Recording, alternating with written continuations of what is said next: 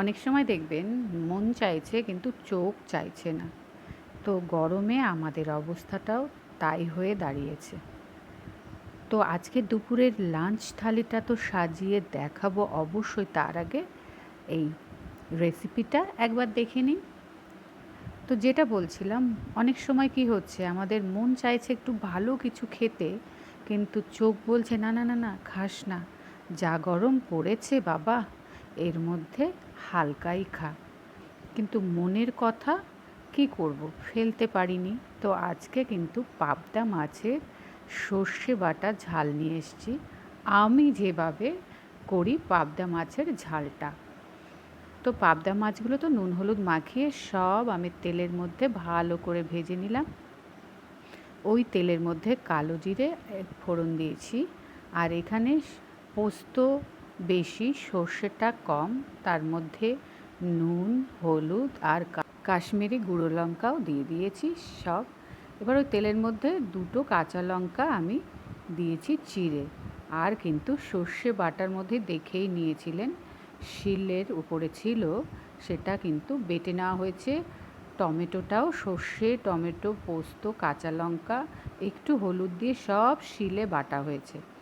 এবার তেলের মধ্যে সব একসাথে আমি দিয়ে দিয়েছি, তার মধ্যে সামান্য একটু জল দিয়ে জাস্ট একটু কষিয়ে নেব চটপট, যেহেতু টমেটোটা রয়েছে আর রয়েছে হচ্ছে কাঁচা লঙ্কা, যাতে গন্ধটা কাঁচা কাঁচা না আসে, সেই কারণে কিন্তু এটা দেওয়া। তো সর্ষে বাটায় তো সামান্য নুন দেওয়া হয়েছিল, আবার একটু নুন দিয়েছি পরিমাণ মতো, যেহেতু পাবদা মাছের মাখানো রয়েছে নুন, সর্ষে বাটার সময় ওই সময় নুন দেওয়া হয়েছে। আবার এখন আরেকটু নুন দিয়ে মশলাটাকে একটু ভালো করে একটু ভেজে নিলাম। বললাম কারণটা, যেহেতু টমেটো কাঁচা লঙ্কা আছে তাই।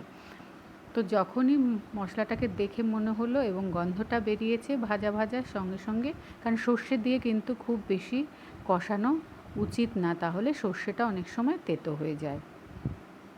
তো ওর মধ্যে কিন্তু আমি একটু চিনিও অ্যাড করেছিলাম, কয়েকটা মানে দানা বলতে পারেন, যে সর্ষে বাটা যেহেতু একটু ঝাঁঝ ঝাঁঝ হয় এবং একটু হয়তো তিতকুটে হয় অনেক সর্ষে, সেই কারণে ওর মধ্যে কিছুটা আমি চিনির ছিটে আমি দিয়ে দিয়েছি। তার মধ্যে জল দিয়েছি, জলটা যেই ফুটে উঠেছে বেশ ভালো করে ফুটিয়ে নিয়ে পরে ভাজা পাবদা মাছগুলো সব আমি ছেড়ে দিলাম।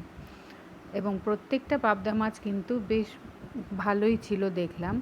আমি জানি না এখনকার পাবদাগুলোতে কেমন একটা হয়ে যায় তাই না, ঝোলে ফুটানোর পরে দেখতে চামড়াগুলো কেমন কুঁচকে যায় না বন্ধুরা?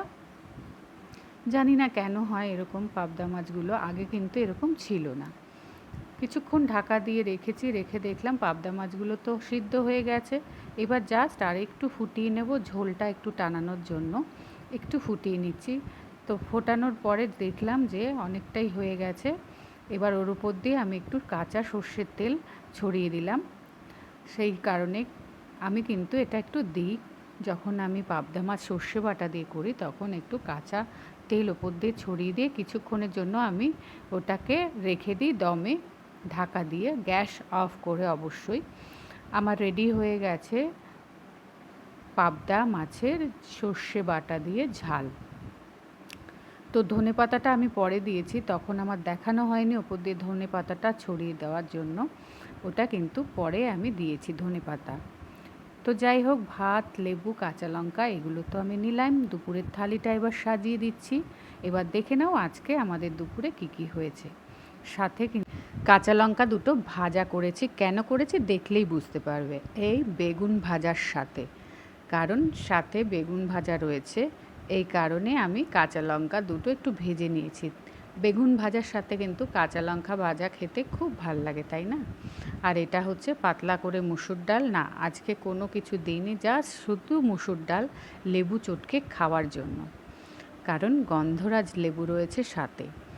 আর রয়েছে হচ্ছে ওখানে লাউ চিংড়ি, আর এটা হচ্ছে গাঠি কচু চিংড়ি মাছ দিয়ে লাউ এরকম পাতলা পাতলা করেই ঝোলের মতোই করা হয়েছে।